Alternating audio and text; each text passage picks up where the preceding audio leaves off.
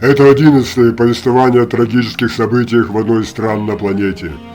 Все больше и больше Алексей убеждался в своей правоте. Способности этой парочки были налицо. Нужно было что-то предпринимать. В данный момент самый лучший вариант – это разведка. Все выяснить для себя. Ну как, разведка боем, только это и осталось, усмехнулся с иронией. Мысли варились, сжимая и давя на виски. Больше инстинкт, но отменная выучка определили решение. Первое, нужны деньги. Они есть напротив, в комнате. Дипломат, там документы, счета. Может, конечно, и что-то интересное, посмотрим. Стоп. Что он говорит про дипломат? Что-то странно очень. Зная, что это за человек, можно задуматься о такой его простоте.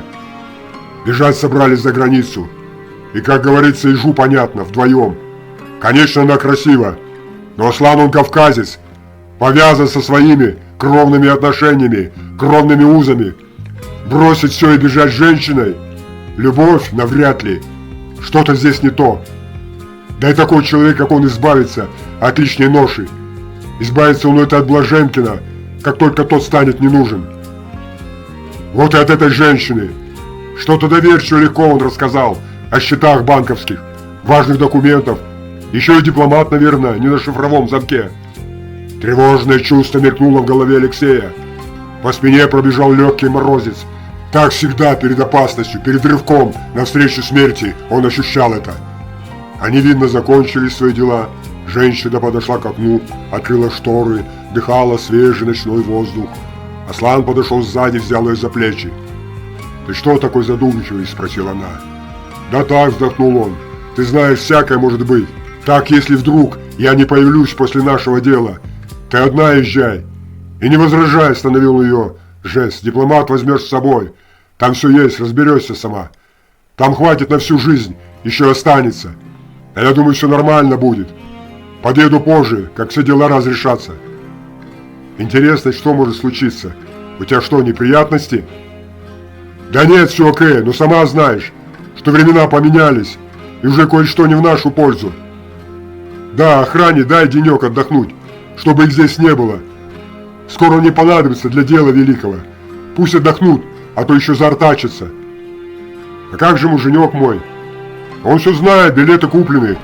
Добираться будет своим путем». «Вот тогда», — подумал Алексей, — «они уезжают втроем, вообще ничего не понять. Значит, зря он усомнился в Аслане. Все же к женщине этой он, видно, неравнодушен, а Блаженкина берет продолжать свои опыты». Но как услышал Алексей из их разговора, пока ничего не получается, не хватает каких-то документов. Отец работал над созданием какого-то вещества, не о нем ли речь. Оставшиеся документы забрали оперативники. Убийца по глупой случайности и по незнанию забрал только папки с документами, а разбросанные по столу и по полу бумаги просто не удосужился даже и посмотреть. Прошло около месяца, а у Блаженкина ничего не готово. И раз нет формул, то и не будет. Зачем тогда Аслан берет вас с собой? Глянуть бы на эти документы, с которыми работает эта мразь. Может быть, и прояснилось все. Может, совсем о других бумагах здесь речь. Хотя глупо думать так. И что-то про охрану странно сказал. Непонятно. Алексей продолжал слушать, и мысли эти проносились с невероятной быстротой, не отвлекая его, как будто все шло само собой. Аслан наклонился, коснулся губами ее шеи. Она отстранилась и резко вдруг оттолкнул его, даже непонятно, откуда такая жесткость в таком хрупком теле. «Я же тебе уже давно сказала нет». «Что, перед глазами охранник молодой? Неужели запало? Или так, для счета?» «Иди, иди!» Досада появилась на ее лице. «Разберись лучше со своими, а то сам знаешь, чем они занимаются». И она снова повернулась к окну. Алексей сквозь густые иглы хвои видел, как лицо Аслана посерело. Оно стало жестким, словно высеченным из камня. Губы сжались в тонкую линию. Взгляд потемнел и стал тяжелым. В нем не было ни обиды, ни рассеянности, ни растерянности. Только холодная, медленно закипающая злость человека, который не привык слышать слова «нет». Любовью здесь и не пахло. И еще одну странную деталь заметил Алексей. Она его совсем не боялась. Более того, словно чувствуя ярость, она едва заметно усмехнулась и посмотрела в темноту ночи.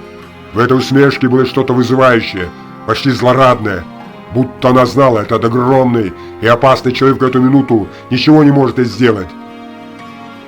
Она сказала, что пойдет к себе, и прикрыл окно. Свет потух. Через некоторое время Алексей увидел, как с другого края здания на втором этаже появился свет. Наверное, там конкретный спальный вариант, а здесь кабинеты, но тем не менее с постелькой. Если Аслан уедет, то могут спустить собак. Нужно торопиться.